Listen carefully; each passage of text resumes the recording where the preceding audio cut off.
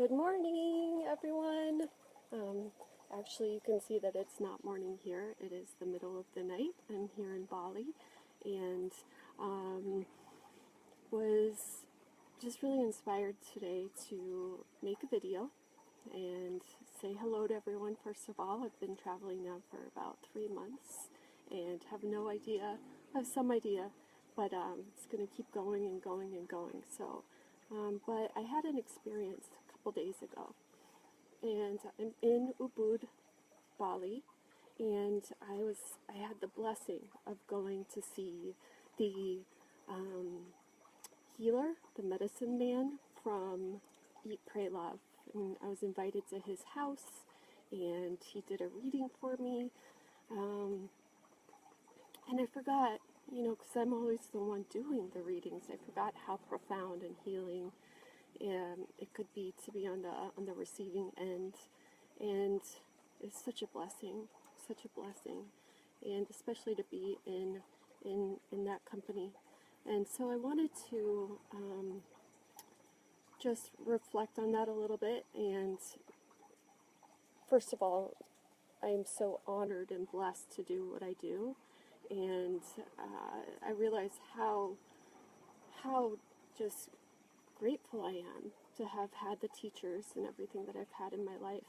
And a lot of people have been asking, like, what are these readings that you do? I don't understand, like, what's a reading? And so I just wanted to make a video and kind of point out a little bit about what I do. This is definitely my gift, part of the bigger purpose that I'm here, and I love to share it. And I was, again, reminded how profound, how healing it can be to be on the receiving end. So, yeah. What I do, well, part of what I do, I'm also a teacher, but when I do a reading, people have been asking, like, what is it exactly? It comes from a system called Vedic astrology, which comes from a body of knowledge called the Vedas. And the Vedas are a body of knowledge from ancient India, which once I had my first reading in my life, which was when I was about 28 years old. It was so healing, and it was so affirming on such a deep level. It resonated so deeply that I started on a master's plan. And, oh, hey, Brooke. Yeah, you can do it virtually. You can schedule meetings via Zoom, and all you have to do is just message me. She's my birthday buddy. We've been friends since we were 5 years old. Hey, Brooke. So, yeah, definitely can do them while I'm traveling overseas. I'll just send you a Zoom link, so it's no problem. But again, where the knowledge comes from is ancient India. And the way that I like to explain it is the knowledge was received by a group of very enlightened individuals, masters, yogis, called the Saptarishis. And what they did is they went with it into a state of very, very, very deep meditation. And from that state of awareness, we're able to perceive all of the subtle laws of nature and how this whole material world comes together. And the way that I've come to understand it, because, I'm also partnered, I had a scholarship to study aerospace engineering and astrophysics in college, but so the way that I saw it is what they did is they heard and repeated kind of all of the sequences of sound that underlie everything in nature. And what they saw is that everything is a vibration. There's nothing solid. And when I saw the way that it was described, I was just really struck by that, because it's exactly how quantum physics explains this world that we're in. That there's nothing solid, that if you break apart an atom, there's nothing solid inside at all. That it's particles of light, waves, and particles, and that vibrate at different frequencies, strings of energy. And they're saying the exact same thing, this really amazing ancient wisdom from India and modern quantum physics and quantum mechanics. And so I was just, and the way that it resonated so deeply with me, I've just been touched and really moved very deeply by this knowledge ever since I started practicing and really devoting my life to this about 10 years ago. And what I do, I call it an intuitive birth chart reading. So the way that I explain it, like I said, the rishis saw that everything is a vibration. Ultimately, it comes down to three main root vibrations. But just like the different colors, primary colors, red, yellow, blue, can combine to create all the other colors. On Earth, we are affected by a number of root frequencies, 108 actually. And so if that's a deck of cards, we each have a handful of them that we really embody this lifetime. And so when I'm looking at the chart, what I'm literally looking at is the signature of the soul. What you came to embody, experience, literally the energies, the vibrations that combine in a very unique fashion to create you. You know, the vehicle that you came to operate this lifetime, your soul signature, your unique imprints. And so the way that it resonates, and it brings clarity and just validation and so much tremendous insight, that what I say is, you know, it's not for me. It's not me. I've been humbled, incredible. I've been humbled to have amazing teachers, and you can look at my website if you want to see my whole bio, but unbelievable teachers from India and all over the world, and my Native American tradition as well. But what I've done, the work that I've done in my, master's studies and teaching and spiritual work, is I've cleared the channel so that I can now be a vessel to transmit the message from you, the higher you, to you via me. So I like to say it's you, your higher you, your soul looking at your life.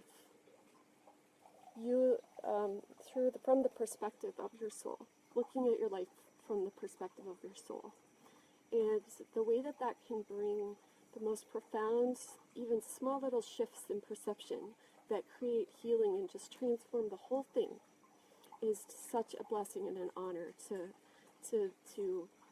be the vessel for on a daily basis, And I just remembered to be on the receiving end the other day when I was with Katut's family from Eat, Pray, Love, and there's just something, it's like, healing on a spiritual level, and I'm just very grateful and passionate, and my gift is to be that channel in the moment, and also my scientific mind. And my years and years of study have given me the ability to really see and interpret those, your unique energetic snowflake pattern. So the difference between the system that I use and the Western system, Western Astrology, is first of all the way the chart's calculated. So the Western system uses something called the tropical zodiac, which essentially goes by the seasons, and the Vedic system uses the sidereal zodiac, which is an accurate picture astronomically of what's going on. So from our perspective on Earth, the sun and all of the planets are actually slightly shifting 1 degree every 72 years backwards through the zodiac. The Western chart does not take that motion into account. The last time the two matched up was about 2,000 years ago, but since then everything's been slightly shifting, and it hasn't made up for that. So the Western chart is not accurate astronomically, mathematically, scientifically. The Vedic chart is. That's the first difference. And by the way, I do not come from the perspective that one is right and one is wrong. It's just looking through different lenses, like Western medicine versus Eastern medicine, two different lenses. And that's where I come from in everything that I do. Every spiritual path, every belief system I believe, or just every person. It's just, and that's what I've come to really learn from this, is that it's just unique perspectives. There is no one right path. There's as many paths to truth and light and love as there are human beings and souls. So having said that, we're looking through a different lens. The Western chart is looking more through a Western lens.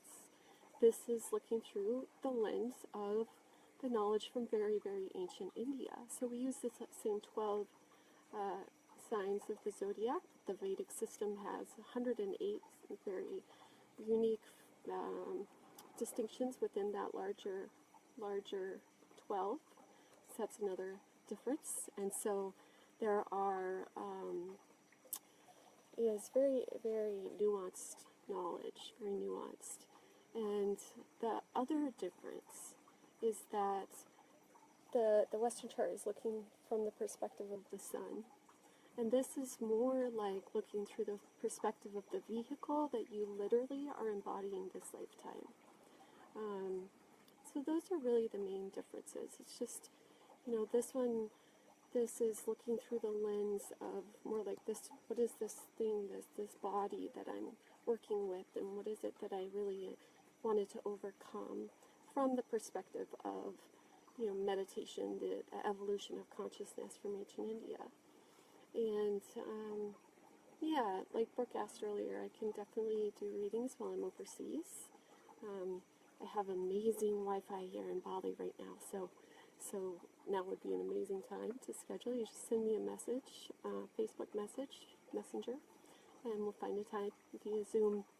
And, just wanted to kind of let you guys know what that is, but it's really incredible what happens, because each person is like a puzzle that just starts to come together, and it's amazing from my perspective too, because each person, I get the unique, very distinct images and messages for each person that makes me really appreciate so much the universality, I guess, that how much we are literally all one, and such beautiful, unique, snowflakes, kind of unique souls, unique identities, fingerprints that we all have at the same time. So, I just wanted, I'm happy to kind of give a better explanation.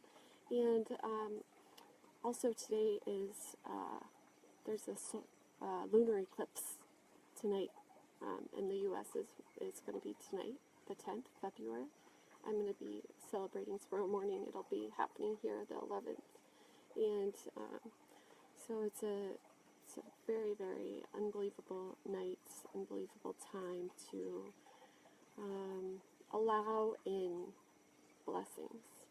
It's not necessarily setting intentions, it's allowing. You've already set the intentions, planted the seeds, now you get to allow. Allow in the abundance, and it's also a very, very amazing time, perfect time actually, to dive deep into your heart, your the consciousness, that the collective part of ourselves, the pure love part of ourselves that outlasts all of it, and that part that's always just still and beautiful and calm and radiating no matter what's happening outside. It's free of judgment that outlasts everything, everybody, every thought. So everyone have a wonderful day. Happy Friday. I'm gonna go get some rest before I go. I have an amazing day planned for tomorrow, so I'll tell you about it tomorrow. And namaste. So blessed. And I'll talk to a lot of you guys soon. Brooke, send you a message. All right, I'll talk to you guys soon. Namaste.